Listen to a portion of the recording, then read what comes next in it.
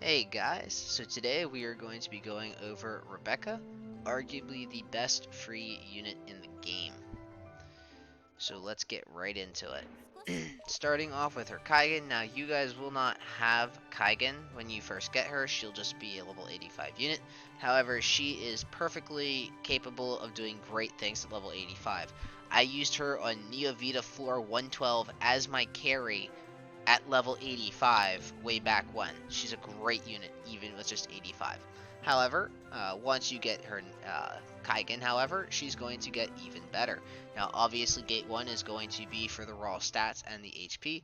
Don't forget that forecasters do not get the bonus HP from getting it to the gate to max level. So if you happen to be short on sins, leaving it at 4 is only going to cost you a little bit of HP instead of a lot.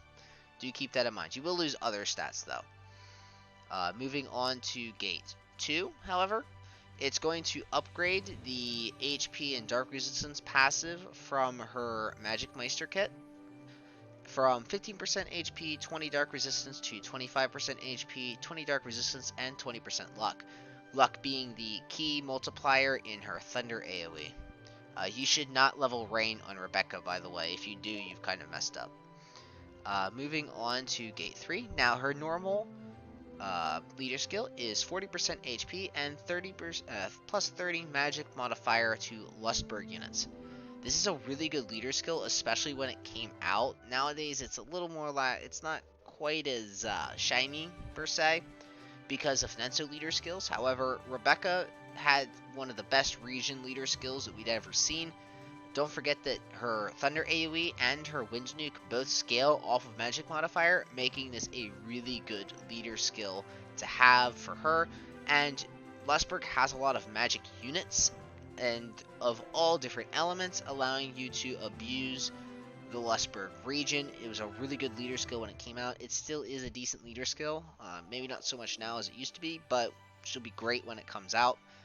If you max this gate, it's going to change 20 of that magic modifier into elemental damage, which basically means that it's going to be like running a 40% HP, 20% all damage for all element leader skill, which will essentially let you use physical attack units in the Lustberg group too.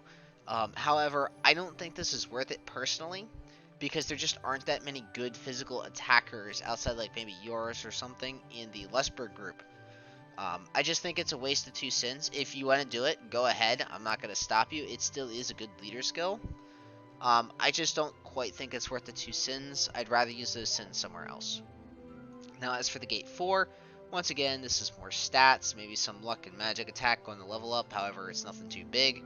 I'm skipping it for now. It's way too expensive versus the benefits you get from getting it. However, her Gate 5 is pretty good. It will change her Thunder AoE from 220% attack to 250% attack and reduce the jewel cost from 50 to 36, allowing her to more easily use this AoE. It'll also increase the charge count from 3 to 5, and I don't know if this is part of the JE or if it's part of the Gate 5, but she'll also reduce the thunder resistance of the units she hits by 40.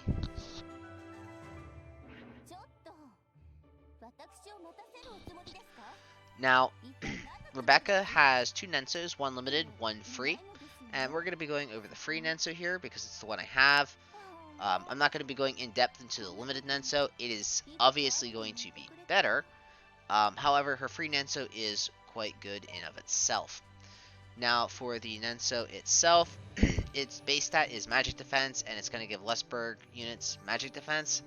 It's not doing so hot. However, there is a unit group that consists of Alma, Lisbeth, and Rebecca, and it's going to give magic modifier, and when it is maxed, it is going to give plus 10 agility.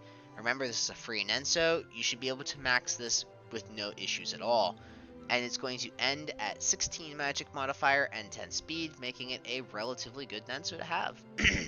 Also, don't forget, in Japan, that max limit break 5-star Nensos do have bonus speed, and since this is a free Nenso, it's going to give 5 agility, extra agility when it's maxed to Rebecca, Lisbeth, Alma, and Little Ouroboros.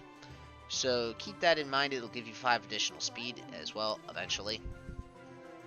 And actually, I kind of have it pulled up, so I guess I can just quick run through the stats of the limited Nenso. So the limited Nenso is going to include her swimsuit skin, and the base stat on it is going to be magic attack. The group details, or the first group skill, is going to be Elizabeth, Alma, and Rebecca, giving HP and area attack resistance, which is, HP is nice to have. Rebecca will have her own unit group, however, which is going to consist of luck, strong versus water, and agility, and when maxed, it's going to give 30 additional strong versus water or water exploit. So when all is said and done, that'll be what? 38, 18, 30, so 78 water exploit? That's pretty disgusting. Not gonna lie. And of course, if you manage to max limit break it, it will give 10 agility. Basically, if you want to use the Thunder AoE, use her limited Nenso. If you want to use the Wind Nuke, use the free Nenso.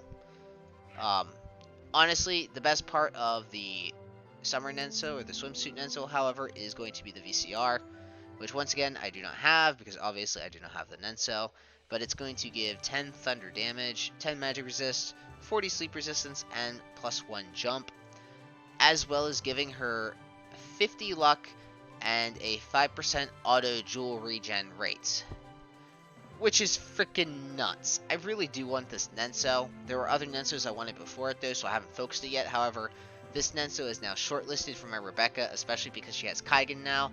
She definitely is going to want that limited Nenso, if for nothing else other than the VCR, and obviously the swimsuit skin. So moving on, her staff is the VCR from the free Nenso, and it's going to give 40 magic attack, 40 luck, +12 healing, and 6 agility. Now, the healing is nice to have, not necessarily on Rebecca if you're using Wind Nuke, because obviously you want your HP to get really low in that case, but just in general, it's going to be one of the better healing items in the game. You can toss it on any of your mages, because any mage can use this staff. 40 magic attack is one of the better magic attack staves in the game, and 40 luck also makes it really good for forecasters. 6 agility, maybe not the fastest staff in the game, but it is a respectable speed, and very much worth using, especially if it's on Rebecca, as it will give her 2 skills, which I will show off when I showcase her. Now, for your second item, you're going to want to run Tamamo VCR or the Life Belt, a big HP item that isn't regen. One of the nice things about the Tamamo VCR that I like more than the Life Belt is the jewel gain on it. 15 jewel gain is a big deal for forecasters. It'll let them use their skills more often. And you can really slot in anything you want into the third slot. I like the Fiona VCR because once again, magic modifier is going to scale the damage on your Wind Nuke, and lo and behold, this VCR happens to have magic modifier. Other good mentions are going to be anything that has magic modifier, or any kind of defensive item that you're going to need to survive, such as the Fujika VCR. If you're running the Tamamo VCR, you don't need to slot jewel gain onto any of the slots. If you really don't have anything better, you could always use, well, honestly, nah, don't even, maybe use the watering can. I think the watering can gives her gives her thunder exploit, or, I'm sorry, water exploit. It'll make her thunder AoE do a little bit more damage, but I don't know, I just don't like the watering can because, quite simply put, once you have the VCR from her swimsuit Nenso, the watering can makes no sense to be run. It really doesn't. Also, another option is going to be, you obviously don't have this yet, but the Klima VCR. It's going to give 10 speed, 50 luck, and 12 fire resistance, which you're really only using at 10 speed, but it will change her reactive to an AoE debuff. However, I don't know why you would use that, because she has the Magic Meister reactive, which is one of the best reactives in the game. Speaking of which, let's go over to her ability list. You're going to want to run Forecaster, Main, and Sub. You're going to want to run Pain Control from her Magic Meister, as well as the Kaigen skill once you have it. If you don't have the Kaigen skill, you're going to want to run the Rainbow skill, the one that gives like all element damage. You're going to want to run that instead for extra damage, and you're going to want to run, obviously, the Forecaster HP buff. So let's go ahead and jump into the map with Rebecca now and see what she can do.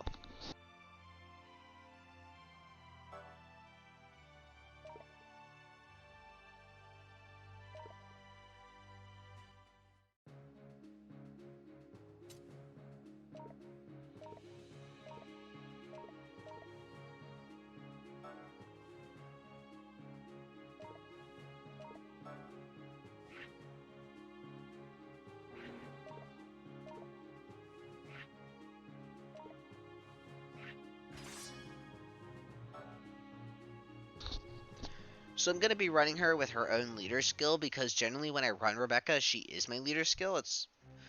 Um, I'll probably switch that up coming up here though to run her with a higher HP leader skill. However, in general, this is going to yield the most damage for her most likely. So let's go ahead and let's start by taking a look at her VCR. So her VCR has 2 skills on it.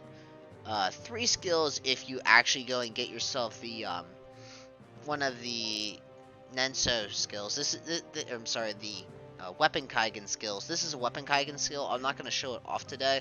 If I ever get around to making that Weapon Kaigen video I promised months ago, I'll do it. It's been a rough road with that one, to be honest. So the first skill is going to be an Aoe buff for 50 joules. This is going to buff her magic attack and luck, as well as the magic attack and luck of the units in around her by 50% for 3 turns.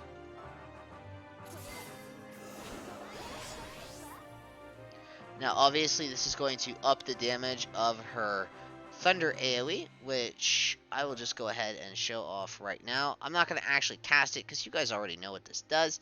However, as you can see, she's just doing a about 13,000 damage. Now, don't forget, this is a level 10 unit.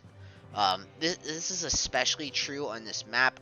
This AoE is calculated based on your luck versus your opponent's luck. So you're going to see some really high numbers for these kinds of skills on this kind of map as compared to like a Neovita map. However, this is still going to be doing very respectable damage. I'll try to remember to come back later and show you what it does without the buff. However, we do have another skill, and once again, this one's going to be a little bit higher than you would think otherwise because it scales off of magic attack and pure magic attack. But I will show this one off. And this is going to have 5 casts. This is actually a relatively nice skill. It's not going to do a ton of damage, unfortunately.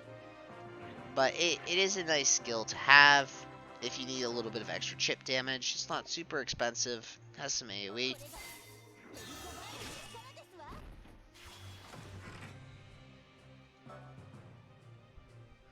Alright, so moving on to her Forecaster Kit. So, the Forecaster Kit obviously has not changed in global. You're still going to be dealing with the same Forecaster Kit that you dealt with before. However, there are a couple differences, or at least one difference in Japan, as they have recently gotten a JE for them.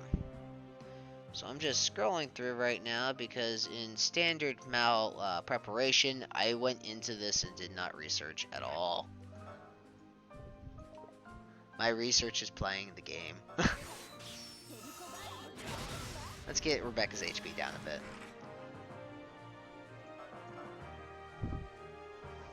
So the JE that she did get is the offensive based one. We'll just quick get her HP down a little bit. That looks nice. Unfortunately, we won't be able to chip down her HP any more than this without a little bit more of a precise setup than just her AoE nuking herself. But let's see what she can do with the Wind Nuke. Oh, right. I think the changes were really done on her sub. Right. Yes. Okay, so if you look at her sub, you can see there's a new Thunder skill here, which is the other change to the kit. But we do have the Wind Nuke. And as you can see, the Wind Nuke does a lot of damage. We'll go ahead and use it on you. This is the main reason why you like to use Diviners or Forecasters is the Wind Nuke. It's basically a delete button for anything but the most recent Japanese content. It's going to destroy a lot of lives, and it's just brutal to watch it happen. Alright, so here is the new Thunder AoE. Let me turn speed up off here.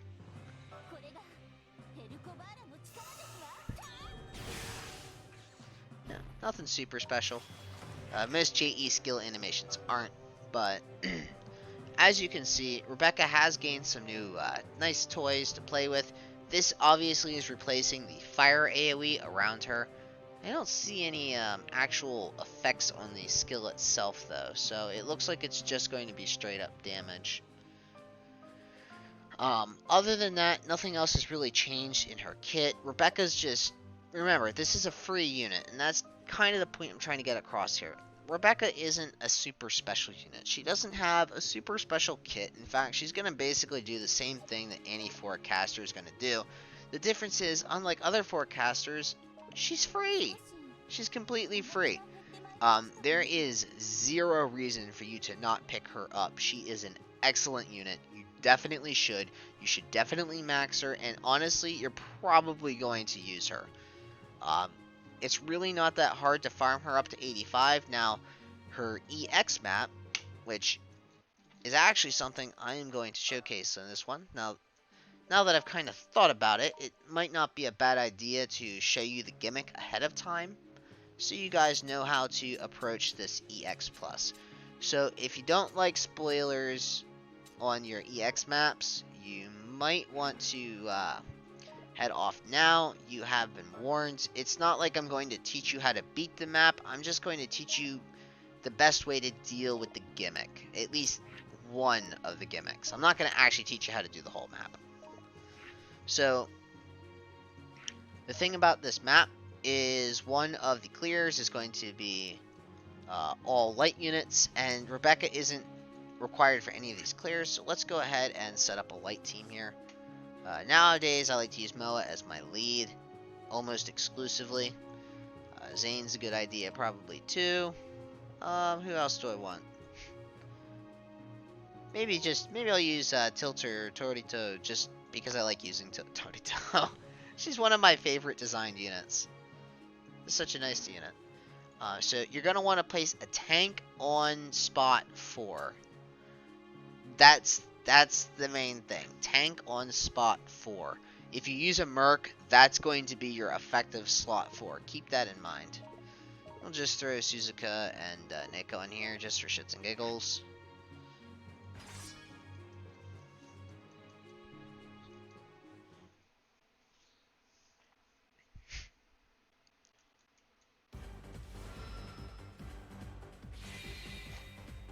Alright.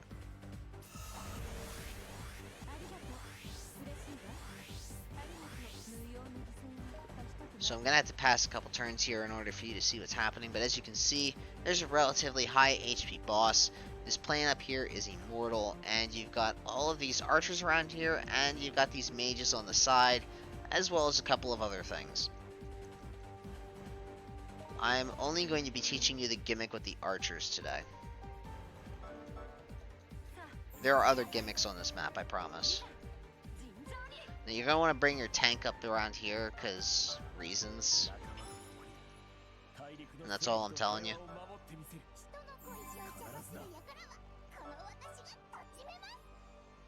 So I want you to watch something here. Hit slot 4. Hit slot 4. Hit slot 4. Hit slot 4 again. And yeah, if you haven't gotten it yet, they're almost exclusively going to be hitting slot 4. I'm actually really surprised they aimed for Moa. I've never seen them do that before. I wonder what happened there.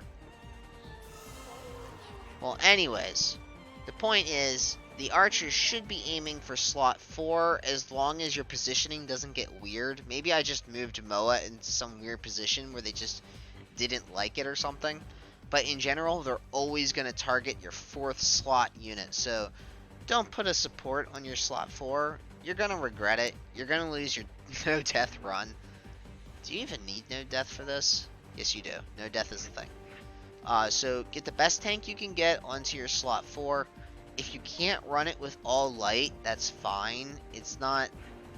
I mean, I ran it with all light, and I ran the no death on 2 separate things, and my all light team back then, oh my god, that was a disaster. And I used Arthur to tank that slot from then on. But, in general, tank on slot 4. You won't regret it.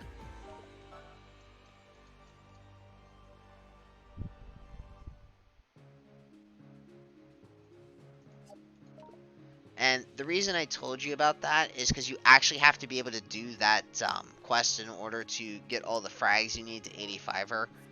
So the rest of it is for you guys to figure out.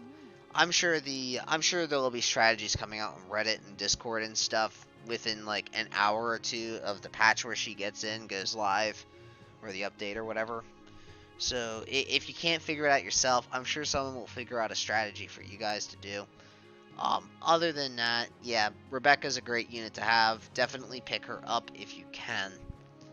Anyways, guys, that's really all I have to say about her for now. So I hope you enjoyed watching, and I hope to see you guys next time.